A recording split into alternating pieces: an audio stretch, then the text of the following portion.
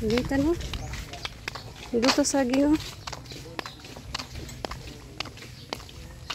So ayan guys, ngayon ay undas. So dito kami sa cementerio with my trias. Leroy Dardar and Loy. So nauna kami dito sa cementerio na daan yung tawag. Nagtao eh. Waan paganing ta karon dapat samot na ni ugma daghang tao.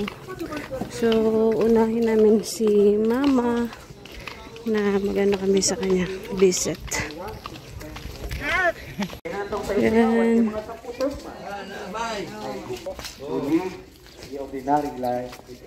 May mesa pa lang ngayon or mas dito.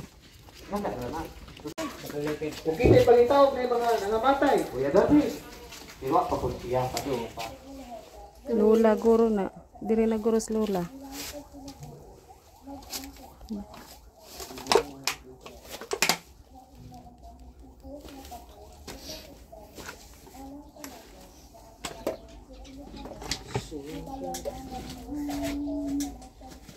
Mother.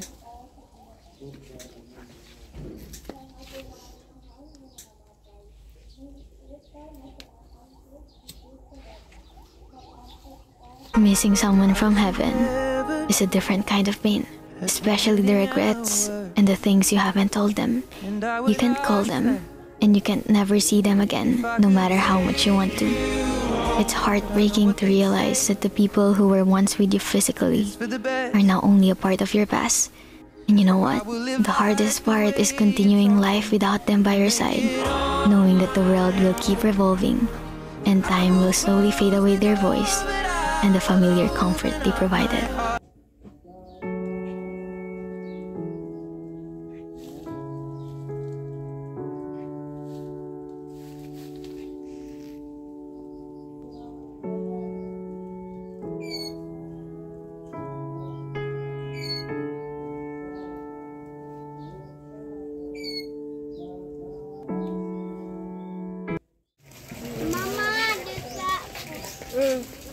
Hindi na. Bisukli.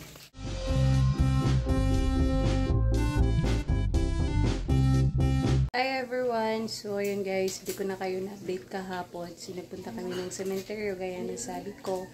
Kay mama, bumisita kami at sa lolo ko. So ayun, after namin magsimba is uwi ng bahay. And then nag-service ulit ako ng reband.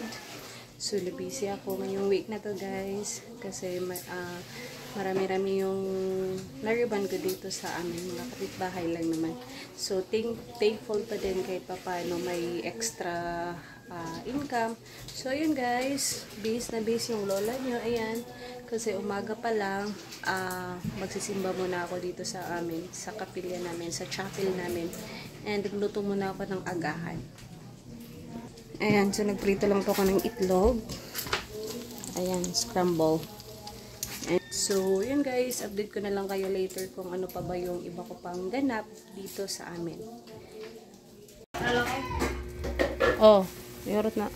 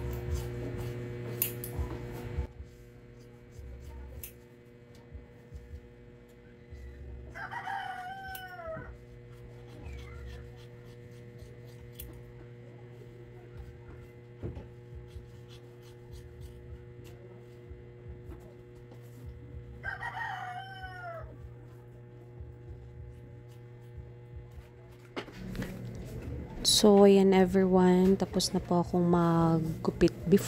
Request kasi ng client ko na kuhanin yung tip ng kanyang hair para mawala daw yung dry na color sa kanyang previous color.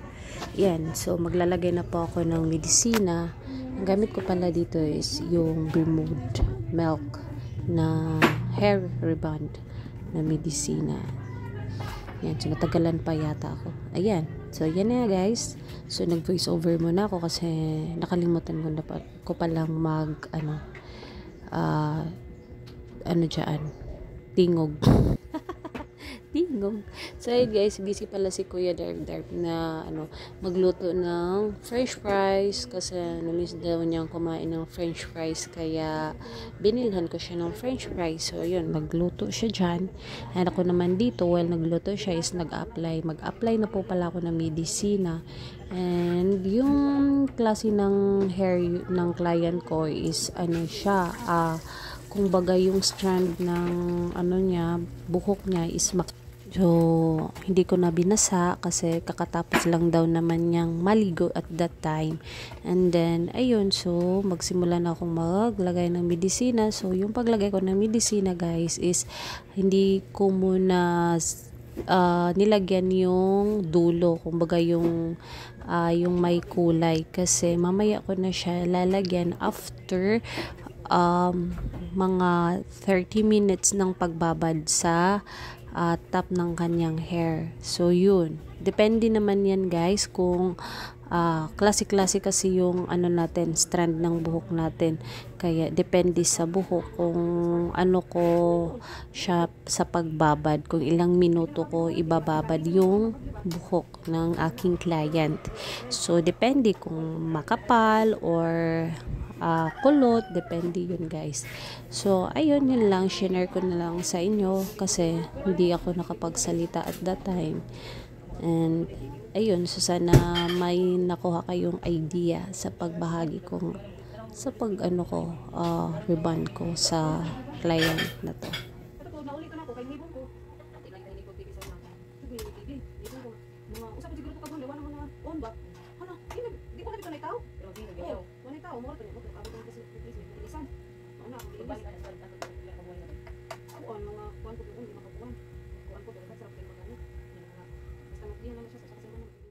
So ayan na nga everyone, fast forward tayo. So after an hour na pagbabad ko sa medisina ay winash ko na yung buhok ng aking client, and then hinimas-himas ko muna sa toalya para maano yung basa ng buhok.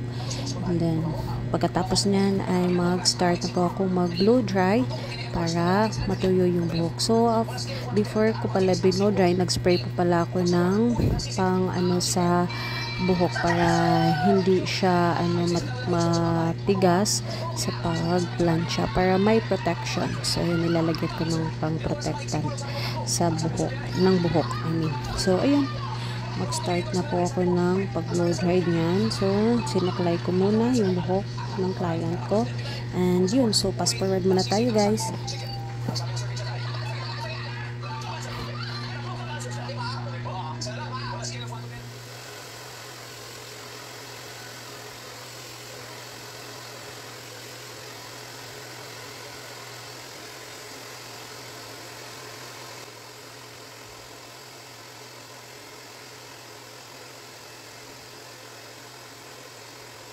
Ayan, meanwhile, much later. So, ayan guys, tapos na po ako mag-blow dry niyan and nag-start na po ako mag-planchas ng buhok ng aking client. Pino yung aking pagplansya niyan. So, naglagay ako ng gloves para di mainitan yung aking kamay sa pagplansya. And air cap para naman hindi mainitan yung tenga ng aking client.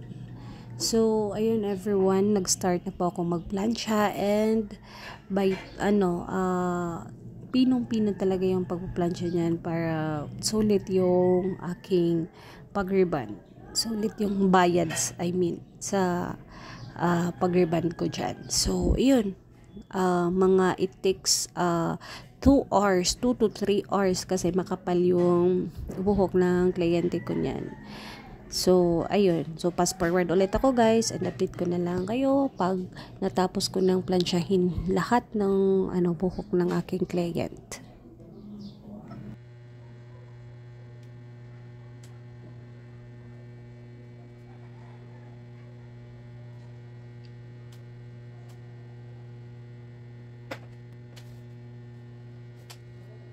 So, ayan everyone, after 2 hours ng pagplansya ko sa buhok, naglagay na po ako ng cellophane or yung neutralizer and hinaluan ko ng washable na cellophane para naman shiny, shimmery yung result ng buhok ng client ko niyan.